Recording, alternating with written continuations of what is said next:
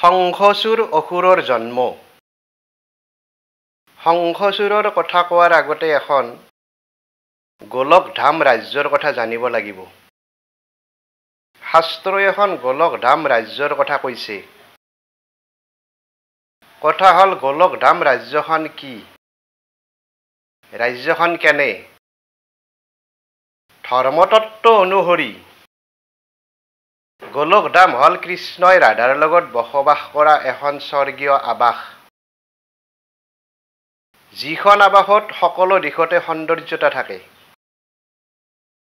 এখন অতীন্দ্ৰিয় ৰাজ্য বুলিও বৰ্ণনা কৰা হৈছে। কৃষ্ণই তেওঁৰ চিৰন্তন সতীৰ্থসকলৰ লগত আমোদ প্ৰমোদ কৰে। সেই গোলকধাম ৰাজ্যত আমোদ বিনোদন কৰিবলৈ কৃষ্ণৰ বন্ধু ভক্তসকলে তালৈ গৈছিল। তাত নাচ গান চলিছিল। এবাৰ নৃত্যগীত চাবলৈ কৃষ্ণৰ প্ৰিয় সখা শ্ৰীদাম গোলকধামলৈ গৈছিল।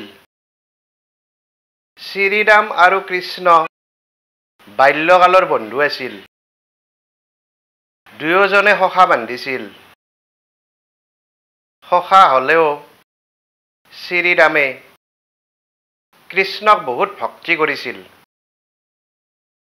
কৃষ্ণ, ৰাধা আৰু গোপীসকলে গোলকধামত নাচ গান কৰি আছিল। নাচ গান কৰি থাকোঁতে ৰাধাৰ কাষৰ পৰা কৃষ্ণ হঠাতে নোহোৱা হোৱাত ৰাধাই কৃষ্ণক বিচাৰি ফুৰিব ধৰিলে। ৰাধাই কৃষ্ণক বিচাৰি বিচাৰি দেখিলে এটা গোপন নিৰ্জন ঠাইত কৃষ্ণই সুন্দৰী দেৱী বিৰজাৰ লগত কথা পাতি আছে। নাচ গানৰ ঠাইৰ পৰা মনে মনে কৃষ্ণই ৰাধাক নজনোৱাকৈ ৰাধাক এৰি অন্য সুন্দৰীৰ লগত গোপন ঠাইত কথা পাতি থকা দেখি ৰাধাৰ খং উঠিল। কৃষ্ণই ৰাধাক বুজালে যে দেৱী বিৰজাই কৃষ্ণক পাবলৈ ভক্তি কৰি আছিল। সেইবাবেহে বিৰজা দেৱীৰ ওচৰলৈ দৰ্শন দিবলৈ ইয়ালৈ আহিছে। কিন্তু কৃষ্ণৰ কথা ৰাধাই শুনিবলৈ নিবিচাৰি কৃষ্ণক বহু কিবা কিবি ক'বলৈ ধৰিলে। ৰাধাৰ খং দেখি কৃষ্ণৰ বন্ধু শ্ৰীদাম ৰাধাৰ ওচৰলৈ গৈ ৰাধাক কৃষ্ণৰ মাহাত্ম্যৰ কথা বুজাবলৈ চেষ্টা কৰিলে।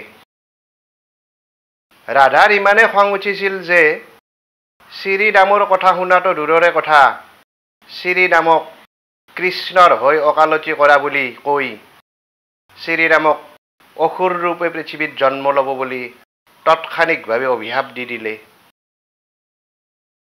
প্ৰভুৰ একান্ত সেৱক শ্ৰীদামে হিতে কাম কৰিবলৈ গৈ বিপৰীত হোৱাত কান্দিব ধৰিলে।